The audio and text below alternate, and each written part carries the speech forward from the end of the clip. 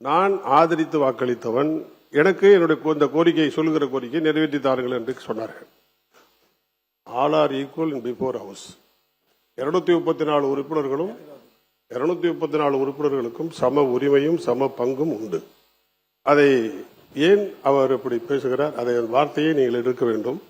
அதே போல மேகதாது பிரச்சனையில் அவர் பேசுகிற பொழுது தனி தீர்மானமே தேவையில்லை என்கிற அர்த்தத்திலே பேசுகிறார். அதையும் நீங்கள் கவனித்து அதையும் அவை குறிப்பிலிருந்து நிற்க வேண்டும் என்று கேட்டுக்கொள்கிறேன்.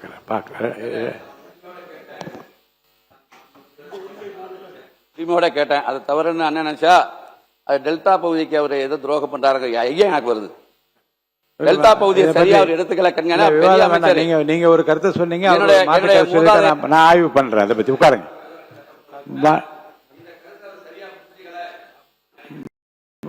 உறுப்பினர் நீங்க பேசலாம். மாண்புமிகு பேரவைத் தலைவர், மாண்புமிகு தமிழக முதல்வர், மாண்புமிகு அமைச்சர் பெருமக்கள், இந்த அவையில் உள்ள சட்டமன்ற உறுப்பினர்கள் அனைவருக்கும் என் முதல் வணக்கத்தையும் வாழ்த்துக்களையும் தெரிவித்துக் கொள்கிறேன். எனக்கு இந்த நல்ல வாய்ப்பை வழங்கிய எங்கள் காங்கிரஸ் பேரியக்கத்தின் தேசிய தலைவர்களான அன்னை திருமதி சோனியா காந்தி, இந்தியா தேசிய காங்கிரஸ் கட்சியின் அகில இந்திய தலைவர் திரு மல்லிகார்ஜுன் கார்கே,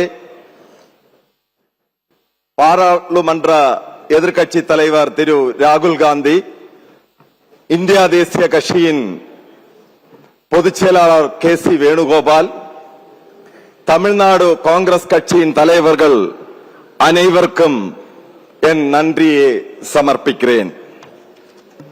இந்த வரலாற்று சிறப்பு மிக்க சட்டமன்ற பேரவையில் முதல் முறை உரையாற்ற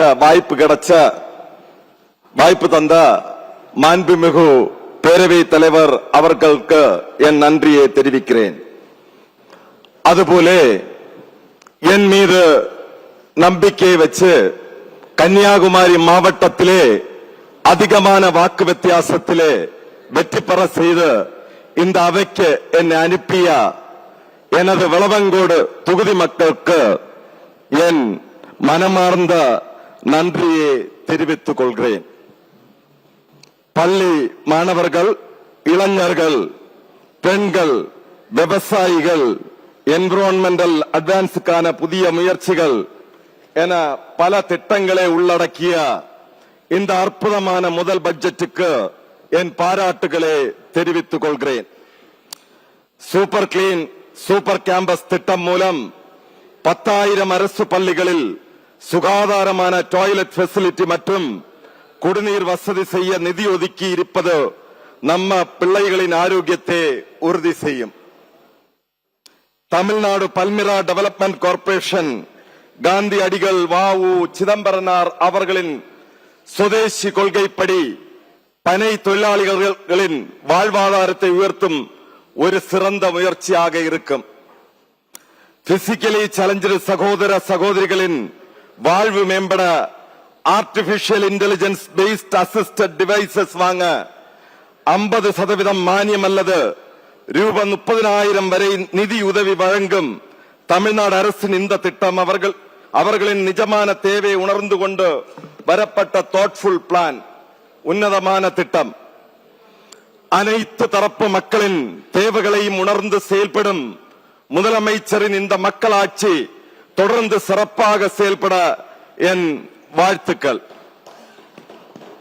அது மாதிரி ஒரு சின்ன சங்கடம் இருக்கு. காமராஜர் அண்ணன் முதல்ல வேற எல்லாம் நல்ல புகழ்ந்து பேசியாச்சு. எவ்வளவு பழக்கம் இருக்க காங்கிரஸ் கட்சியை இல்லாம எப்படி அன்னை போகும்?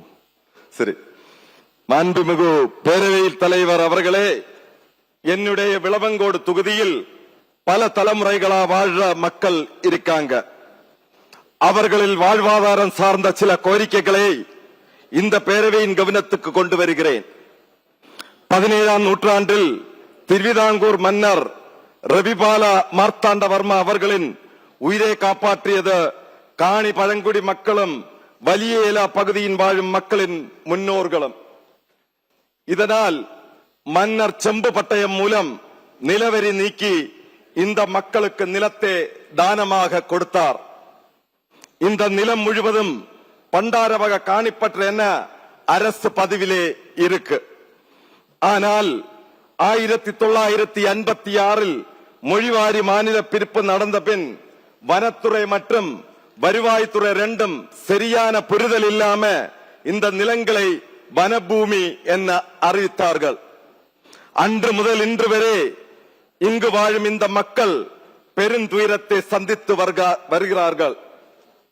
முதலாவது காணி பழங்குடி மக்களின் பிரச்சனையை பற்றி பேச விரும்புகிறேன்.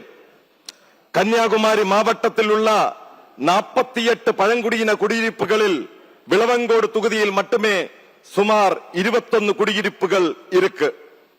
இங்கு சுமார் 1200 காணி பழங்குடி குடும்பங்கள் வாழ்ந்து வருது. மத்திய அரசு கொண்டு வந்த வர உரிமை சட்டம் FRA 2006 படி 13/12/2005க்கு முன் நிலத்தை அனுபவித்து வரும் பழங்குடியின மக்கள் 10 ஏக்கர் வரை நில உரிமை பட்ட பெற முழு சட்ட உரிமையும் இருக்கு.